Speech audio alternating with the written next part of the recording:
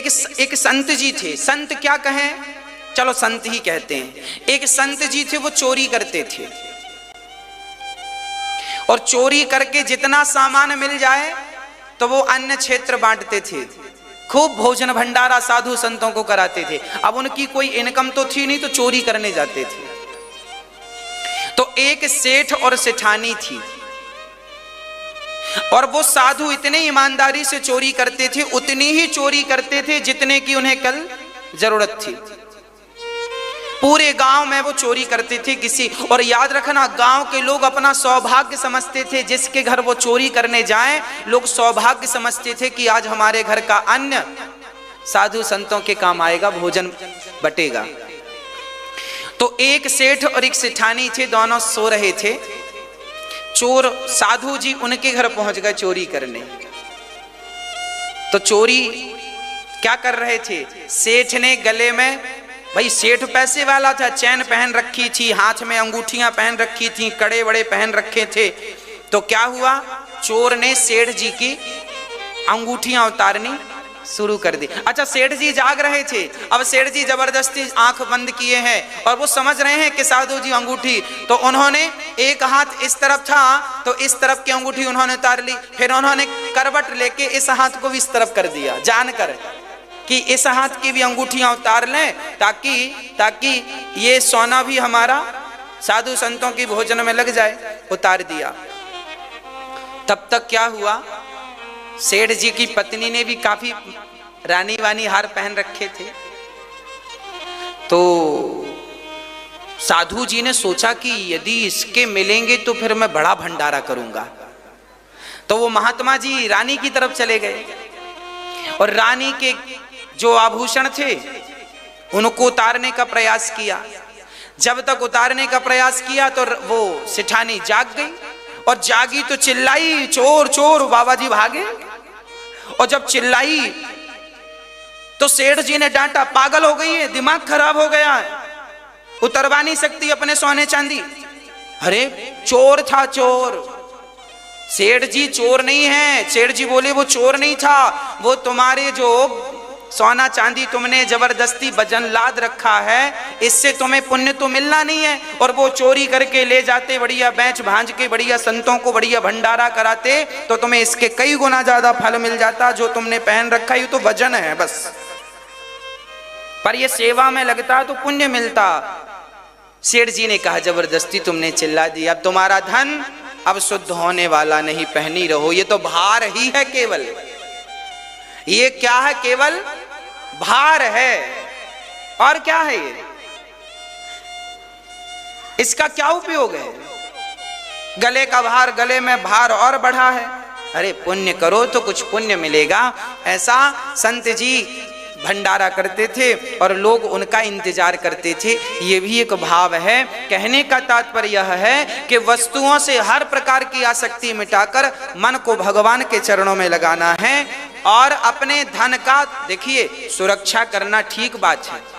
आप सोना चांदी की सुरक्षा कीजिए, रक्षा कीजिए, पैसा कमाइए, बहुत कमाइए, पर आसक्ति जो है उस वस्तु के प्रति आसक्ति ना रखिए। हाँ, बोलिए भक्त वत्सल भगवान की जय जय श्री राधे। तो भगवान श्री कृष्ण सत्राजित जी से मांगे, उन्होंने नहीं दिया।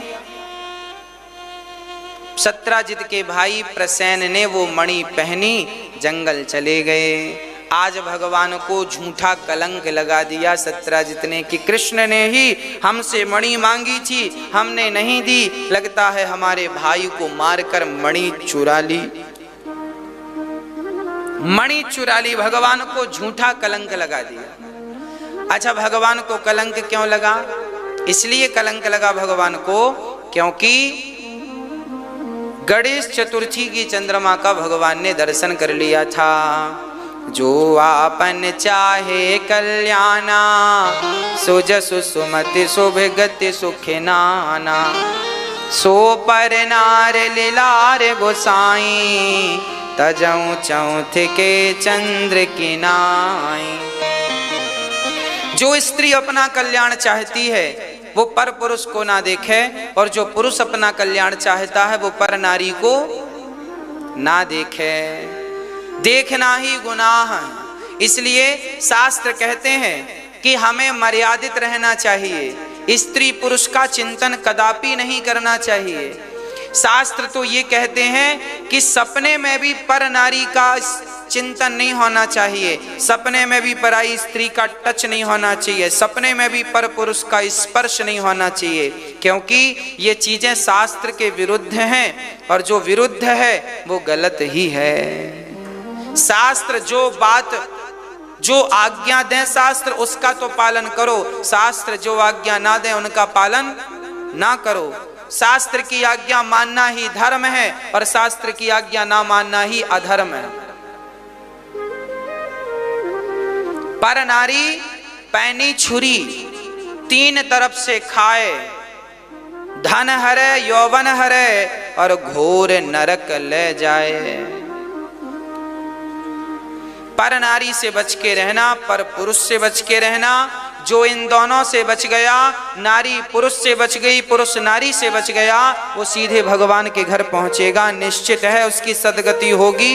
इसलिए अपने चरित्र को, अपने कैरेक्टर को संभाल के रखिएगा। आज हमारे समाज में, हमारे देश में, हम भारत, देखिए हम अपने भारत की बात करें, हम अमेरिका, लंदन, जापान, पेरिस की बात ना करें। क्यों बात ना करें? क्योंकि वहां का कल्चर अलग है, हमारा अलग है।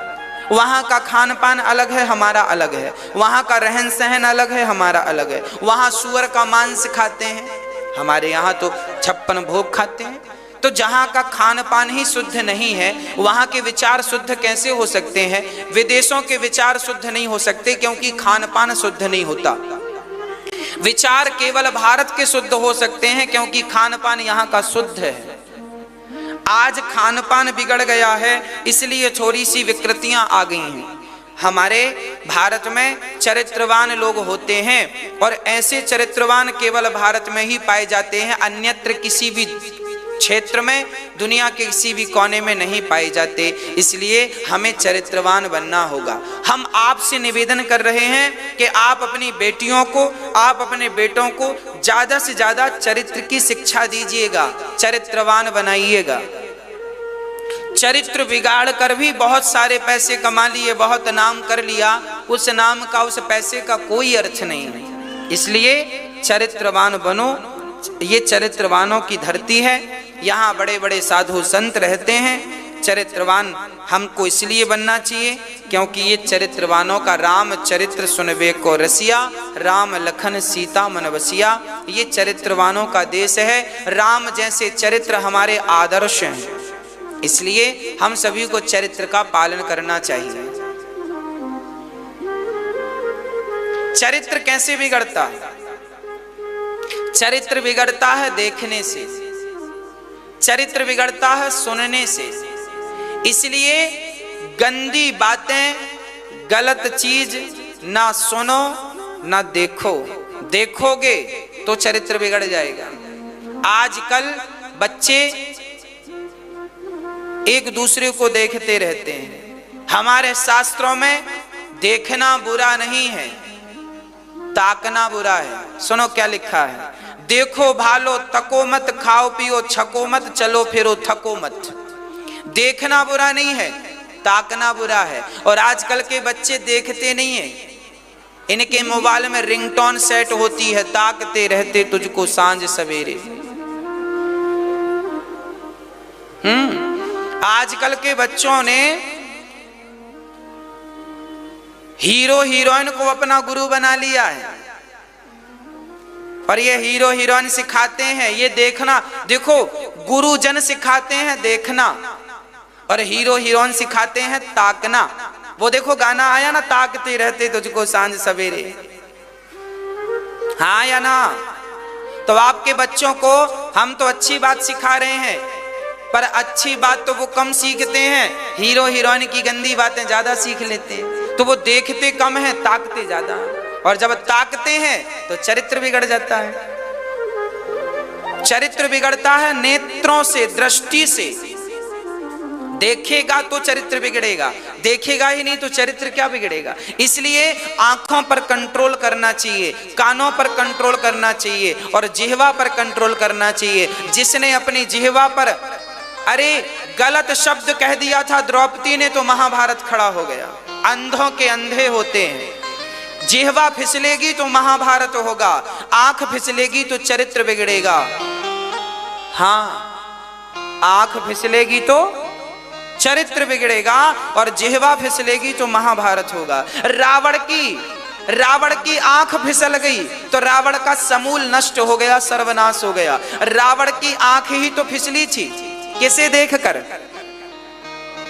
रावण के पहले कान फिसले, रावण के कानों से सूर्पनखा ने बताया कि सीता बहुत सुंदर है। जब कान से रावण ने सीता की सुंदरता सुनी तो फिर देखने गया, आंखों से देखकर कंफर्म किया वास्तविक में सुंदर है। देखो, कान से सूर्पनखा ने सुनाया कि सीता सुंदर है, फिर जब सुना तो देखा और देखा तो फिर चोरी करने का प्लान बनाया और जब चोरी करी सीता माता को चुराया। देखो, जब रावण की आंख बिगड़ी तो रावण ने सीता को चुराया और सीता को चुराया तो रावण का सर्वनाश हो गया, समूल नष्ट हो गया रावण। कहने का अर्थ यह है, द्रौपदी की जिह्वा बिगड़ी तो महाभारत खड़ा हो गया और रावण के नेत्र बिगड़े तो देखो समाप्त हो गया वो रावण। कहने का अर्थ यह है, इन दोनों को जिसने संभाल लिया वो भगवान तक निश्चित पहुंचेगा। जिह्वा को और नेत्रों को, बस दो चीज संभालना है आपको। ये आंख ना फिसल जाए आपकी, ये जिह्वा ना फिसल जाए, कुछ भी ना बोल दो, कुछ भी ना देख लो। आपके बच्चे कुछ भी देखते रहते हैं, इसलिए उनको रोको, बेटा क्या देखना है क्या नहीं देखना ये विचार होना चाहिए।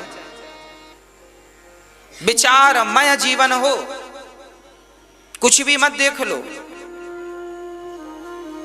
मैया समझ रही हो ना? आजकल के बच्चे कुछ भी देख लेते हैं, इसलिए फिर उनका चरित्र बिगड़ जाता है और चरित्र बिगड़ा तो ना घर के रहेंगे ना घाट के रहेंगे। आप लोग भी अपने बच्चों पर ध्यान दिया करो। पढ़ने के लिए आप लोग बड़े बड़े कॉलेज, बड़े बड़े स्कूल भेजते हैं, अच्छी बात है, पढ़ाना लिखाना अच्छी बात है, पर बच्चों पर थोड़ी सी दृष्टि बनाए रखो। आपकी बेटी क्या कर रही है, बेटा क्या कर रहा है, किससे उठना बैठना है, किससे मिलना जुलना है, क्या खाना पीना है, बेटी क्या खा रही है, किससे बात कर रही है। आजकल के बच्चे मोबाइल पर चिपके रहते हैं, जरा पूछा करो बेटा इतनी बात किससे कर रहे हो। आजकल के माँ बाप ने हिसाब लेना, याद रखना, जो मालिक हिसाब लेना छोड़ देगा उसकी लुटिया डूबनी ही डूबनी है। हिसाब तो लेना ही पड़ता है भैया।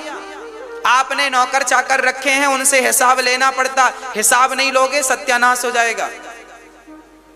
आप भी अपने बेटा बेटी से हिसाब लो, ये इतना बात किससे कर रहे हो, दिन भर क्यों किससे बात कर रहे हो तुम, 2-2 घंटे किससे बात चल रही है तुम्हारी, हिसाब लो, बात कराओ, दिखाओ नंबर, हम बात करें एक बार किससे बात कर रहे हो। आपके बच्चे कहते हैं हम फ्रेंड से बात कर रहे हैं, दोस्त से बात कर रहे हैं। अरे भाई एक बार कंफर्म भी तो करो, दोस्त से ही कर रहा है कि कुछ और चल रहा है।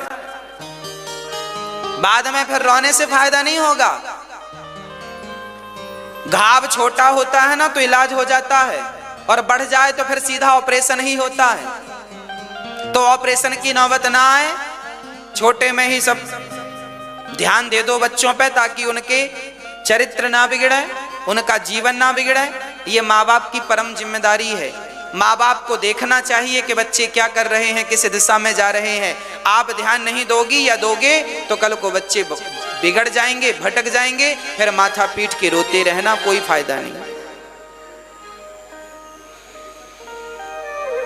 इसलिए ध्यान से जरा। आजकल के बच्चों को ना प्यार हो जाता है, शादी वादी कर लेते हैं, लव मैरिज कोर्ट मैरिज कर लेते हैं, भगा के ले जाते हैं। कितना चल रहा है, लड़की भाग गई, रोज सुनने को मिलता फलाने की लड़की भाग गई, फलाने के लड़के ने भगा लिया। लो ये चल रहा, भागम भाग चल रही है। ये कौन लोग भाग रहे हैं? जिनके संस्कार मजबूत नहीं, माँ बाप ने संस्कार दिए नहीं। और आपने अपने बच्चों से कहा होता कि बेटा कथा सुना करो, कथा सुनते तो ये बातें सुनते, सीखते, समझते, जब समझते तो भागने की नौबत न खड़ी होती। अब आपने कभी कथा सुनवाई नहीं बच्चों को, संस्कार दिया नहीं बच्चों को, तो फिर बच्चे तो फिर मनमानी चलेंगे। इसलिए आप सभी माता पिता से हाथ जोड़ के विनती है, आप अपने बच्चों को योग्य बनाना चाहते हैं तो आप कुछ मत करो, आप उन्हें केवल कथा सुनवाना शुरू कर दो, आध्यात्म से जोड़ दो, अपने आप आपके बच्चे योग्य हो जाएंगे, लायक बन जाएंगे। इसलिए जरूरी है। आजकल के बच्चे भाग जाते हैं, एक बार भी नहीं सोचते कि हमारी माँ पर क्या गुजरेगी, हमारे पिता पर क्या गुजरेगी। लोग ताने मारते हैं, बेटी भाग गई, बेटा भाग गया। एक लड़की बहुत समझदार थी, एक लड़की बहुत समझदार थी। उससे एक लड़के ने कहा मैं तुमसे बहुत प्यार करता हूं। तो लड़की ने बड़ा प्यारा जवाब दिया। उसने उस लड़के से कहा हमसे क्यों प्यार करते हो, हम तो अभी साल भर पहले आपको मिले, आपकी माँ तो 25 साल से आपके साथ है, आपकी वो माँ जिसने आपका मलमूत्र भी साफ किया है, आपको अपनी माँ से प्यार तो हुआ नहीं, हमसे क्या प्यार करेंगे। हाँ, आप अपनी माँ के सगे तो बने नहीं, हमारे क्या सगे बन जाएंगे। ये बात हर लड़की को समझना चाहिए। जो लड़का अपनी माँ का सगा ना हो सका वो तुम्हारा कितने दिन सगा रहेगा। इसलिए ये प्यार व्यार के चक्कर में नहीं पड़ना चाहिए। अपना जीवन बिगाड़ो मत। माता पिता भगवान तुल्य होते हैं, माँ को रुलाओ मत। जब बच्चे शादी कर लेते हैं मनमाने ढंग से, माँ बाप को ताने सुनने को मिलते हैं। लोग ताने मारते हैं, देखो फलाने की बेटी भाग गई, फलाने का बेटा भाग गया। इसी कारण फिर गर्भ हत्या होती है, भ्रूण हत्या होती है। जब लड़कियां भाग जाती हैं तो गर्भवती महिलाएं अपने पेट की तरफ देखती हैं, सोचती हैं कहीं मेरे पेट में बेटी तो नहीं है, कल को ये बेटी भी भाग गई तो मेरा नाम खराब हो जाएगा। इसलिए फिर वो सोचती है कि ऐसी बेटी से अच्छा है कि बेटी ही ना हो। तो आज जो बेटियां भाग रही हैं लड़कों के संग, इन बेटियों के भागने के निर्णय से गर्भ हत्या बढ़ रही है, भ्रूण हत्या बढ़ रही है। लोग डर रहे हैं बेटी पैदा करने से। एक तो समाज में बेटी सुरक्षित नहीं है, दूसरा बेटियां ये गलत निर्णय लें तो फिर लोग डर जाते हैं, हर माँ बाप डर जाते हैं। इसलिए आप ऐसा निर्णय ना लो जिससे समाज में ऐसा डर उत्पन्न हो और लोग भ्रूण हत्या करने पर मजबूर हों। ये हत्या का पाप कहीं आपके माथे ना चला जाए, इसलिए चरित्रवान बनो। माँ बाप का नाम एकदम गर्व से ऊंचा हो, शर्म से ना झुक जाए माँ बाप। इसलिए माँ बाप का कभी दिल नहीं दुखाना चाहिए। शादी विवाह करो पर वहीं जहां पर माँ बाप की राजी मर्जी हो। पिता का साया यदि चला गया तो फिर माता पिता फिर नहीं मिलेंगे। संसार में हर वस्तु दोबारा मिल सकती है, कुछ भी मिल सकता है, पद प्रतिष्ठा दोबारा मिल सकती है, संसार के लौकिक सुख भी दोबारा मिल सकते हैं, पर माता पिता दोबारा नहीं।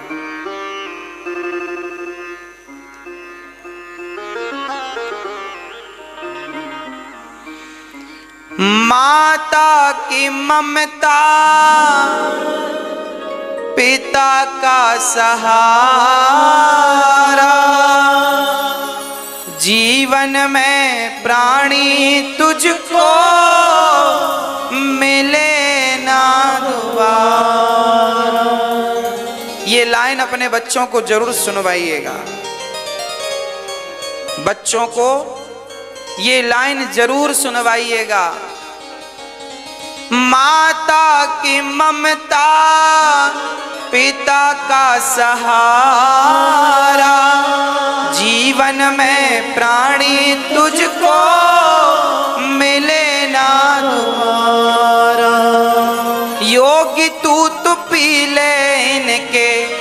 यदि बेटा सन्यासी है, आद्य शंकराचार्य जी जब सन्यास लेने लगे तो उनकी मां रोने लगी, बेटा मैं तेरे बिना कैसे रहूंगी, तब आज शंकराचार्य जी ने कहा, माँ जब तू मुझे बुलाएगी तेरा बेटा खड़ा हो जाएगा। भले वो शंकराचार्य थे, भले वो सन्यासी थे, पर वो सन्यासी भी माँ की कीमत चुका ना सका। वो सन्यासी भी माँ के कदमों में पड़ा है। जो दुनिया को अपने ज्ञान से जीत लेता है वो माँ के चरणों की धूल के बराबर भी नहीं। और आज कुछ बेटे कहते हैं, कल हमसे एक मैया कह रही थी कि बेटे ने कहा कि बताओ तुम्हारा हिसाब कितना हुआ। वो हमारा दूध पिया है तो बोल रहा था तुम्हारे दूध की कीमत चुकानी है। कल ही मैया जो यहाँ रहती है ना, जो यहाँ एक माँ रहती हैं, वो माँ ने हमसे कहा कि बेटे ने कहा कि हिसाब बताओ क्या हुआ। वो बेटा क्या किसी का बेटा भी, कोई भी बेटा भी क्या माँ का हिसाब चुका सकता है? माँ का ऋण चुका सकता है? नहीं ना। इसलिए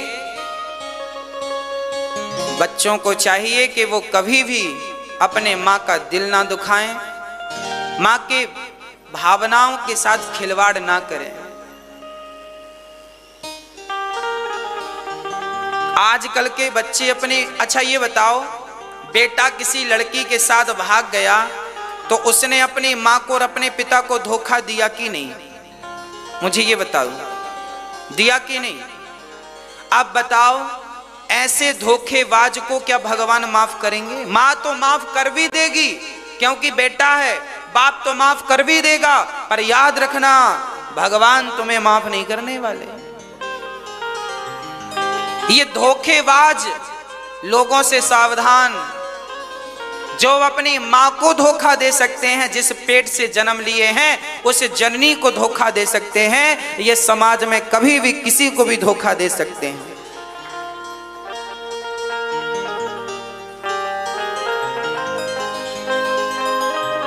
ऐसे बच्चे भगवान किसी को ना दें जो अपने माँ बाप का दिल दुखाते हों। किसी लड़की के लिए अपने माँ बाप को छोड़ देते हों, ऐसे बच्चे भगवान किसी को ना दें। चाहिए क्या समाज में ऐसे बच्चे? और ये तब संभव है जब आप अपने बच्चों को कथाओं से जोड़ेंगे, संस्कारों से जोड़ेंगे, तब ही ये बातें संभव हैं, नहीं तो संभव नहीं है। आज समाज में बुराई का प्रचार ज्यादा है, अच्छाई सच्चाई का प्रचार कम है। कथा सुनने वाले लोग कम हैं, टीवी सीरियल। परंतु जब हमारी संस्कृति पर, एक तो हम सभी लोग उनकी पिक्चर देखते हैं तो उनको हिट करते हैं, हम लोगों ने ही उन्हें हिट किया और वो हमारे ही देवी देवताओं, धर्म और संस्कारों पर आघात कर रहे हैं। ये तो अच्छा नहीं है।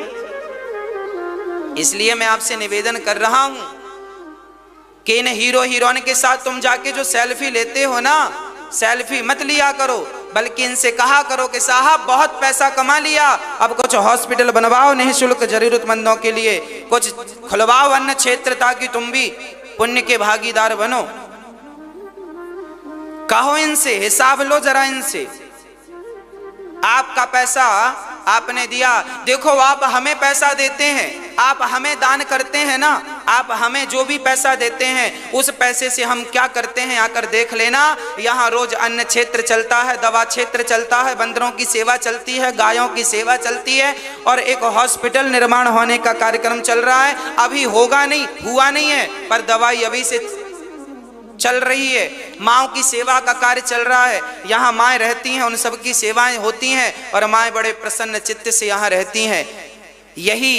यही है हमारा धर्म, एक ही संकल्प, एक ही नारा, सेवा ही है धर्म हमारा।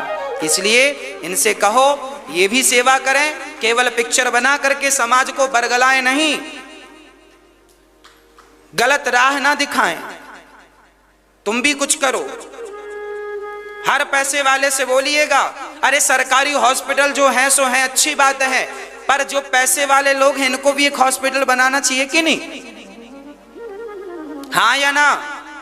इनके लिए भी, इनको भी एक विद्यालय स्कूल बनाना चाहिए कि नहीं, जहां अच्छे से अच्छा टीचर हो और गरीब बच्चों को पढ़ाया जाए, ताकि हमारा भारत शिक्षित भारत बने। आज शिक्षा की कमी है, सरकारी स्कूलों में बढ़िया से पढ़ाई नहीं होती, लोग प्राइवेट स्कूल में पढ़ाते हैं। सरकारी स्कूलों को भी बढ़िया बनवाना चाहिए सरकार को, स्कूलों की तरफ ध्यान नहीं है सरकार का। अरे अच्छी पढ़ाई सरकारी स्कूल में होती तो लोग प्राइवेट स्कूलों में क्यों पढ़ाते बच्चों को? नहीं होती इसलिए तो पढ़ाते हैं।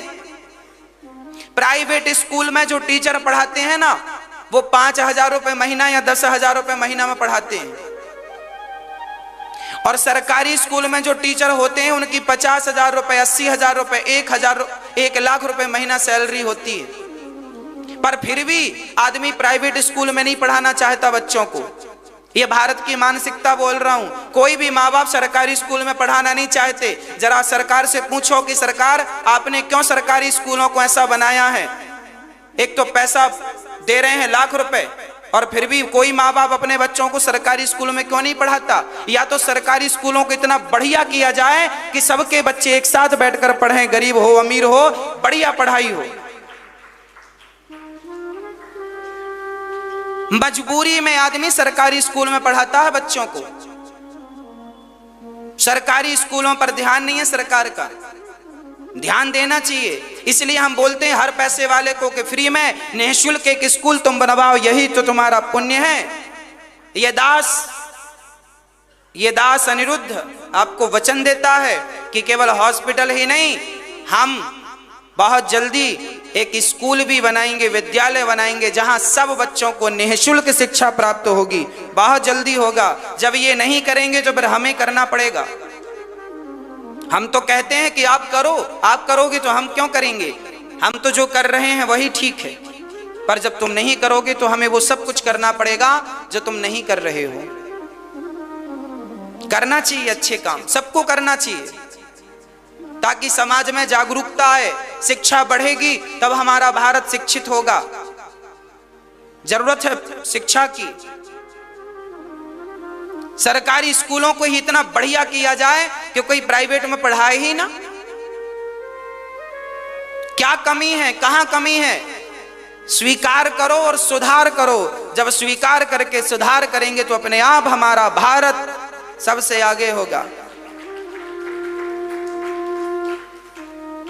बहुत कमियां हैं भाई, मैया जी, मेरे भारत में बहुत सारी कमियां हैं। अभी कमियां क्या है? आपने देखा होगा हमारे शहरों में पहले रोड बनती है और रोड बनी 1 महीना बाद फिर खोद देते हैं। क्यों खोद देते? बोले लाइन डालना, सीवर की लाइन डालना भूल गए। इनको अक्कल नहीं थी तो इनको काम पे क्यों रखा है? काम पे क्यों रहा? जब सीवर की लाइन डालना इनको याद नहीं थी पहले, अब दूसरी इनके कहां से पैसा आएगा? 100 करोड़ रुपया पहले निकला, थोड़ा मोड़ा नहीं निकलता।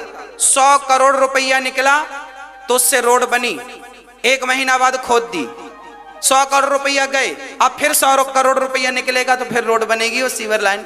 अब ऐसे ऐसे मूर्ख भारत में ही पाए जा सकते हैं ना। इसलिए तो भारत में पैसों की कमी नहीं है, यहाँ भ्रष्टाचार इतना है कि जब तक एक नेता 4 बार सड़क ना बनवाए तब तक उसको मिलेगा कहां से? 4 बार सड़क बनवाता है, 4 बार बनाता है फिर तोड़ता है, बनाता है फिर तोड़ता है, बनाता फिर तोड़ता है। क्यों तोड़ता है? क्योंकि उसका पैसा इसी से बनना है।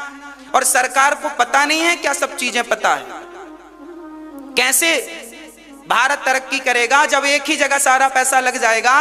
तो उत्थान कैसे होगा? निगरानी रखनी चाहिए सब पर, सरकार को कंट्रोल करना चाहिए सब चीजों पर। और एक बार जो बन जाए सो बन जाए, बस पहले ही ध्यान दो कि तुमने कौन सा तार डाला है, कौन सी लाइन डाली है, कौन सी नहीं डाली, पहले ही काम करके चलो ताकि दोबारा तोड़ा फोड़ी ना करना पड़े। आप लोगों ने देखा कि नहीं, हर शहर में खुदाई चल रही है, सब खुदा पड़ा है। अभी बना था 6 महीने पहले सड़क बनी थी और 6 महीने बाद खोद दी। कहां से आएगा इतना पैसा? ये भारत का दुर्भाग्य है। हर जगह भ्रष्टाचार घुसा पड़ा है, सबको पता है, बड़े से बड़े नेता मंत्री संतरी सबको पता है, पर कौन करे?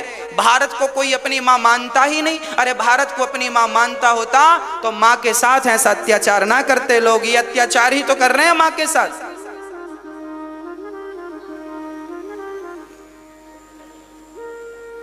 हर शहर पर ये, हर शहर छोटे बड़े शहर का हाल है। अब किसको कहने जाएं हम कहते हैं, अब ये सुने समझें तो काम बने, पर हम तो कह ही सकते हैं ना, हमारे अधीन तो कोई पावर नहीं है, इसलिए हम तो केवल भगवान के अधीन हैं। हम तो केवल अपना दर्द, हमारे देश में क्या दर्द है, हम तो वो दर्द बयां कर सकते हैं, बाकी भगवान ही उसे ठीक करेंगे। हमें तो अपने बिहारी जी पर विश्वास है। को जब कलंक लगाया झूठा, भगवान गए, प्रसेन मरे पड़े थे, जंगल गए, जाम्बवंत जी से युद्ध हुआ। जाम्बवंत जी को युद्ध में भगवान ने संतुष्ट किया और जाम्बवती से विवाह किया। दूसरा विवाह भगवान का जाम्बवती से, तीसरा विवाह भगवान का सत्यभामा से, चौथा विवाह भगवान का कालिंदी, पांचवा मित्रविंदा, छठवां विवाह भगवान का सत्या के साथ, सातवां भद्रा के साथ, आठवां लक्ष्मणा के साथ। भामासुर नाम के दैत्य ने 16,100 कन्याओं को बंदी बना रखा था। भगवान ने उसके बंधन से कन्याओं को मुक्त किया और उन तमाम समस्त कन्याओं से विवाह किया। टोटल विवाह हो गए 16,108। भामासुर के यहाँ बंधन में 16,100 कन्याएं थीं, 8 विवाह पहले, 16,108। भगवान कृष्ण रुक्मणी की वार्ता हुई। वाणासुर का भगवान ने उद्धार करके अनिरुद्ध का विवाह उषा से कराया। चित्रलेखा सहयोगी बनी है। राजा नृग पर कृपा की भगवान ने, उनका उद्धार किया। पौंड्रक पर उद्धार भगवान ने, पौंड्रक पर कृपा की। पौंड्रक नकली भगवान थे, अपने आप को नकली भगवान कहता, मैं भगवान हूं। अच्छा याद रखना, जो नकली सोना होता है ना, वही ज्यादा चमकता है। असली सोना में ज्यादा चमक नहीं होती, सादगी होती। जिसके जीवन में सादगी हो, जिसके विचारों में सादगी हो, वही असली होता है। जो अपने आप को ही भगवान कहने लग जाए। कुछ गुरु ऐसे होते हैं जो मनमुखी होते हैं। एक होता है गुरुमुख, एक होता है मनमुखी। एक गुरुमुखी, एक मनमुखी। तो जो व्यक्ति मनमुखी होता है वो अपने आप को भगवान समझ लेता है। कुछ गुरु अपने आप को भगवान मान लेते हैं। और याद रखना, जिस दिन अपने आप को भगवान मान लोगे, उस दिन ही सर्वनाश की घड़ियां, उल्टी गिनतियां चालू हो जाएंगी। हम भगवान के चरणों के दास हैं, चरणों की धूल हैं, हम भगवान कैसे बन सकते हैं? गोस्वामी तुलसी जैसे लोग ही भक्त बने रहे, कबीरदास जैसे लोग भक्त ही बने रहे। जब ये अपने आप को भगवान नहीं कह पाए, तो हम अपने आप को भगवान कहें तो हम जैसा मूर्ख कौन होगा। इसलिए जो व्यक्ति, जो गुरु अपने आप को भगवान साबित करे, ऐसे गुरु से भी बच के रहना। आप लोग अच्छे गुरुओं की खोज करते हैं, अच्छे गुरु मिलते नहीं। अच्छे गुरु कौन? मैं हर बार इसलिए कहता हूं ताकि आपको याद बनी रहे, स्मृति बनी रहे। जिस गुरु के माथे पर तिलक ना हो, उसे आप अच्छा और सच्चा गुरु नहीं कह सकते। गुरु कौन? जिसके माथे पर तिलक हो, जिसके गले पर तुलसी की या रुद्राक्ष की माला हो, जिसके मुख पर भगवान का नाम हो, राम का नाम हो, कृष्ण का नाम हो, नारायण का नाम हो, भगवान शिव का नाम हो। अब गुरु, आजकल बहुत सारे ऐसे गुरु हैं जो कभी तिलक नहीं लगाए, जिनके बाप ने भी तिलक नहीं लगाए, वो भी तिलक नहीं लगाए और अपने आप को गुरु घंटा माने बैठे, हम गुरु हैं। इनसे पूछो कि तुम गुरु हो तो तिलक क्यों नहीं लगाते हो? वो कहेंगे हम तिलक नहीं लगाते, हम बड़े गुरु हैं। वो कहेंगे हम ज्ञानी हैं, ज्ञान को तिलक की जरूरत नहीं पड़ती। तो एक बात बताओ, अब एक पतिव्रता स्त्री ये कहे कि मैं पतिव्रता तो हूं पर मांग नहीं भरूंगी, बताओ। एक स्त्री ये कहे कि मैं पतिव्रता तो हूं पर मांग नहीं भरूंगी अपनी मांग, तो बिना मांग के कोई स्त्री पतिव्रता कहलाएगी क्या? आप तो पढ़े लिखे हैं, जवाब दीजिए। बिना मांग भरे, बिना मंगलसूत्र पहने कोई नारी पतिव्रता कैसे कहलाएगी? पहनना ही चाहिए, क्योंकि ये मर्यादाएं हैं। हां, जरूरी है। बिना मांग भरे कोई स्त्री पतिव्रता नहीं कहलाती, उसी प्रकार बिना तिलक लगाए कोई गुरु नहीं कहलाता। बिना तिलक लगाए आप गुरु नहीं बन सकते।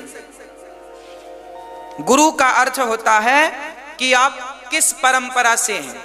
तिलक लगाओ, आप रामानुजाचार्य हम ये दास अनिरुद्ध रामानुजाचार्य परंपरा से, हमारी परंपरा को श्री परंपरा कहते हैं। ये परंपरा कोई आज की नहीं है, जब से सृष्टि बनी है तब से ये परंपरा चल रही है। रामानुजाचार्य परंपरा को श्री परंपरा कहते हैं। और ये परंपरा कितनी पुरानी है मैं आपको बताऊं, भगवान श्री राम भी इस परंपरा को फॉलो करते हैं। भगवान राम भी इस परंपरा में ही आए हैं।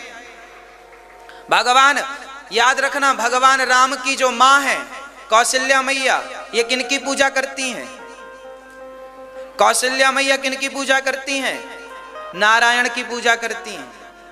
मां यशोदा किनकी पूजा करती हैं? हे नारायण हमारे छोरा की रक्षा करियो।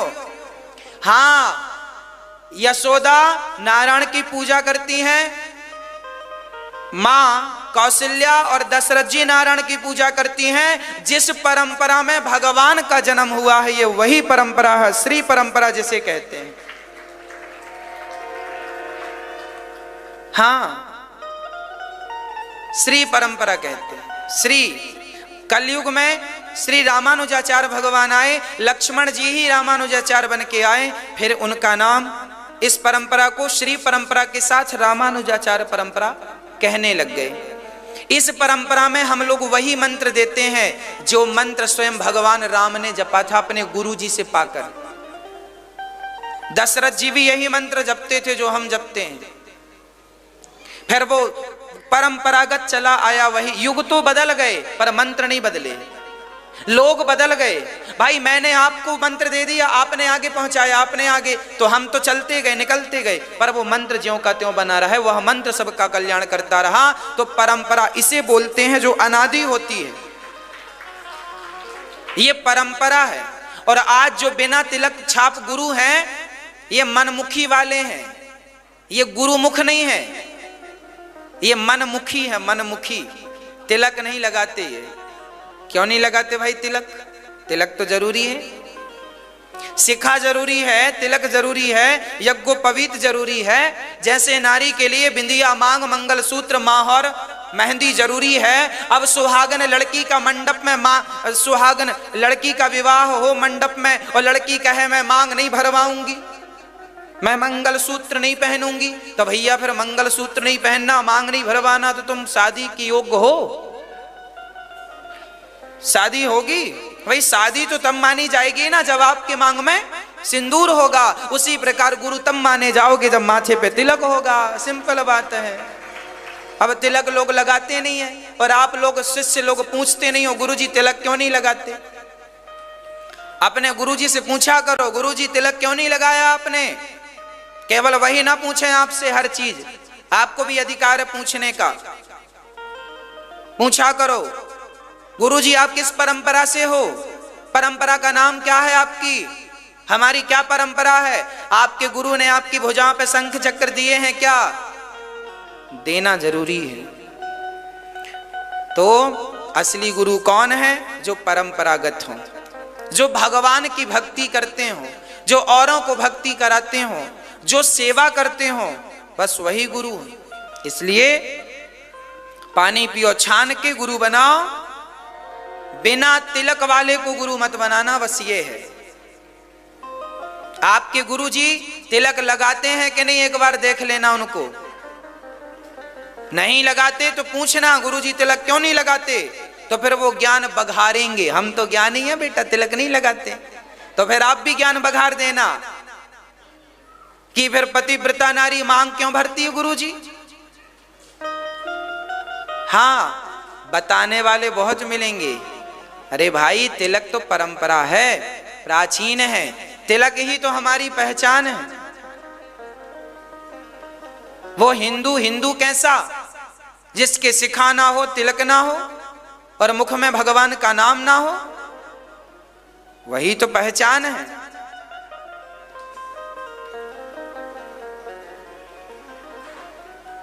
मुसलमान की टोपी पहचान है, सिख की पगड़ी पहचान है, ईसाई का क्रॉस पहचान है, हिंदुओं का तिलक ही इसकी पहचान है। अपनी पहचान क्यों गवा रहे हो?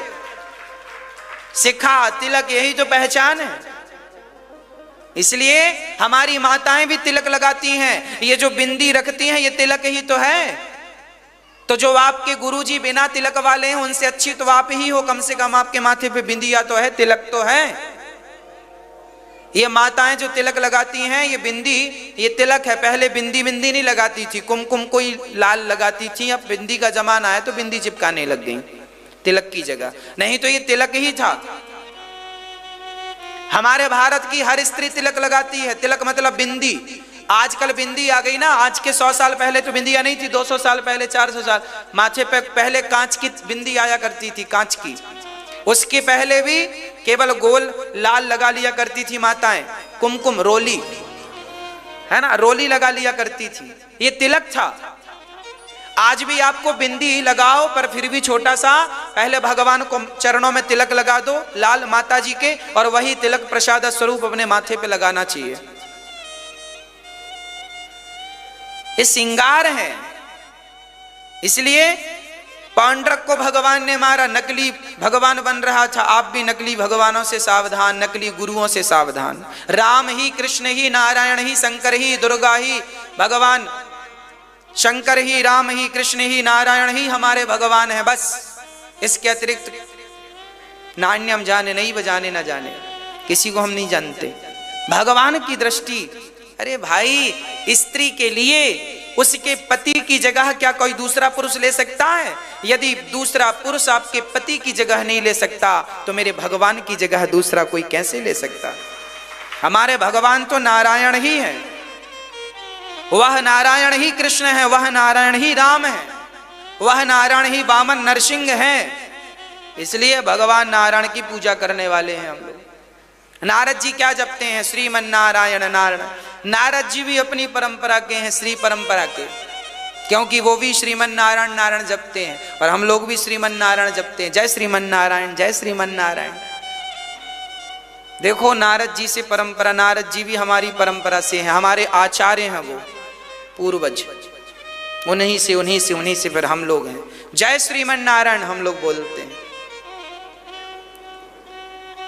हाँ, भगवान का नाम लेकर चलने वाले हम लोग। राम और कृष्ण में रत्ती मात्र का अंतर नहीं समझते। हमारी परंपरा में हमारे भगवान नारायण ही राम बनकर आए, हमारे भगवान नारायण ही श्री कृष्ण बनकर आए। हमारे लिए दोनों वंदनीय हैं। वामन बन के आए, वंदनीय है। नरसिंह बन के आए, वो भी वंदनीय है। हम 24 अवतारों की वंदना करते हैं। तो हमारी परंपरा ये है। हमारे आचार्य जो हुए हैं, उनके बड़े अद्भुत चरित्र हैं, बड़ी अद्भुत चर्चाएं हैं उनकी। प्रिय भक्तों, आप भी अपनी वाणी से राधे कृष्ण कहा करो, सीताराम कहा करो, जय श्रीमन नारायण, लक्ष्मी नारायण कहा करो। यही है जीव मात्र के कल्याण का नाम, साधन, उपाय। बस भगवान ने काशी राज का उद्धार किया, द्विविद का उद्धार किया, जरासंध के हाथ भीम भैया ने जाकर युद्ध किया। अंत में भगवान ने एक तिनका फाड़ कर भीम भैया को बताया जरासंध का, उसी तरीके से उद्धार हुआ। 20,800 राजाओं ने भगवान की स्तुति की। कृष्णाय वासुदेवाय हरये परमात्मने प्रणतक्लेशनाशाय गोविंदाय नमो नमः। भगवान ने जरासंध का, शिशुपाल का उद्धार, 100 गालियां दी उसने। जब 101 हुई तो सिर काट दिया। उसके बाद भगवान ने युधिष्ठिर के राजसूय यज्ञ को पूरा कराया, पत्तल उठाने का काम किया। छोटी से छोटी सेवा ठाकुर जी करते हैं। शाल्व और दंत वक्र का उद्धार किया। शिशुपाल और दंत वक्र का उद्धार करके ये वही हैं जय और विजय। एक बार ये रावण कुंभकर्ण बने थे, एक बार ये हिरण्याक्ष हिरण्यकश्यपु सतयुग में बने, त्रेता में रावण कुंभकर्ण और द्वापर में ये शिशुपाल दंत वक्र बने। ठाकुर जी ने इनका, भगवान कृष्ण ने इनका उद्धार किया। अच्छा, भगवान कितने उदार हैं। एक सुदामा नाम के दीन पर ठाकुर ने दया की। जब सुदामा जैसे दीन पर दया करे तब से नाम पड़ गया दीन दयाल। दीनों पर दया करने से नाम पड़ा। फिर गोस्वामी जी ने इस नाम को पकड़ा, दीन दयाल बिरद संभारी हरहु नाथ मम संकट भारी। जिसके जीवन में अधिक संकट हो वो इस चौपाई का पाठ करे, दीन दयाल बिरद संभारी हरहु नाथ मम संकट। हे नाथ मेरा संकट हरो, हे नाथ, हे कृष्ण, हे राम मेरा संकट हरो, हे नाथ मैं आपका हूँ। बस ऐसा कहो, संकट समाप्त हो जाएगा। कृष्णस्यासीत् सखा कश्चित् ब्राह्मणो ब्रह्मवित्तमः विरक्त इंद्रियार्थेषु प्रशांतात्मा जितेन्द्रियः। सुदामा जी बड़े धीर वीर पुरुष थे। विरक्त इंद्रियार्थेषु, विरक्त थे, इंद्रियों को वश में कर रखा था। प्रशांत आत्मा, प्रसन्न रहा करते थे। ये नहीं कि रोटी नहीं बनी तो रोने लग गए आज घर में रोटी, ना ना ना। जितेंद्रिय, अपने इंद्रियों पर बस था, कंट्रोल था। वो इंसान महान होता है जो अपने ऊपर कंट्रोल करे, अपनी इंद्रियों पर विजय प्राप्त करे। भगवान कृष्ण के सखा थे, ब्राह्मण थे, जितना मिल जाए उतने में। सुदामा जी कितने गुणवान थे, उनके गुणों को यहां पहले श्लोक में बता दिया। कितने गुणवान थे सुदामा जी। अच्छा, सुदामा जी के गुण क्या क्या थे सुनो। कृष्ण के सखा थे, ये गुण। वो किसके सखा हैं? कृष्णास्यासीत् सखा। कौन से ब्राह्मण हैं? ब्राह्मणों ब्रह्मवित्तम। ऐसे वैसे ब्राह्मण नहीं है, संतोषी ब्राह्मण है। जितना मिल जाए संतोष कर लेते। विरक्त हैं, आसक्त नहीं है घर परिवार पत्नी पुत्र से। विरक्त, इंद्रियों को वश में कर रखा है, प्रसन्न रहने वाले हैं। ऐसे सुदामा जी, ऐसे सुदामा जी की चर्चा सुनो। अब सुदामा जी, लोग कहते हैं सुदामा जी गरीब थे इसलिए भगवान मिल गए। अरे गरीबी में भगवान मिलते तो बहुत लोग गरीब हैं, गरीबी से भगवान नहीं मिलते। सुदामा जैसा प्रेम हो तो भगवान मिलते हैं। यदि गरीबी से भगवान मिलते तो आज भी सुदामा जैसे गरीब मिल जाएंगे। सुदामा जैसा प्रेम, सुदामा जैसी भक्ति और सुदामा जैसा त्याग और सुदामा जैसी तपस्या चाहिए। ब्रज जीवन में प्रसन्न रहा करते थे। एक दिन पत्नी ने कहा, जाओ अपने मित्र से मिलकर आओ। खाली हाथ कैसे जाऊं? तो 4 मुट्ठी चावल लेकर के चल पड़े। 4 मुट्ठी चावल लेकर चल पड़े। रास्ते का कोई अता पता नहीं था, बस सुदामा जी निकल पड़े। चलते चलते चलते चलते एक पेड़ की छांव में सुदामा जी बैठ गए। और जब पेड़ की छांव पर बैठे तो रास्ता का पता नहीं। अब सुदामा जी ने अपने मित्र को याद किया, हे गोविंद मित्र की मित्रता श्याम प्यारे सखा, प्रीत कान्हा निभा लीजिए, द्वारिका में बुला लीजिए मेरे श्याम, द्वारिका में बुला लीजिए। आज पूज्य श्री अनिरुद्धाचार्य जी महाराज ने हम सभी लोगों को बहुत ही उत्तम एवं शिक्षाप्रद कथा सुनाई है। आशा करता हूं कि इस शिक्षाप्रद कथा से हम सभी लोग कुछ न कुछ शिक्षा अवश्य ग्रहण करेंगे और अपने जीवन को सुखी और सात्विक बनाने का प्रयास करेंगे। मित्रों, अगर आपको यह शिक्षाप्रद कथा पसंद आई हो तो वीडियो को लाइक करें और अधिक से अधिक लोगों को शेयर भी करें, जिससे और भी लोग महाराज जी की इस शिक्षाप्रद कथा से शिक्षा लेकर अपने जीवन को सुखी बना सकें। मित्रों, अगर आपने अभी तक हमारे चैनल को सब्सक्राइब नहीं किया है तो हमारे चैनल को तुरंत सब्सक्राइब भी कर लें, जिससे आपको नोटिफिकेशन के माध्यम से महाराज जी के शिक्षाप्रद कथा तुरंत प्राप्त हो सकें। मित्रों, तो कल फिर किसी शिक्षाप्रद कथा के साथ आप लोगों के समक्ष प्रस्तुत होंगे। तब तक के लिए जय श्री राधे।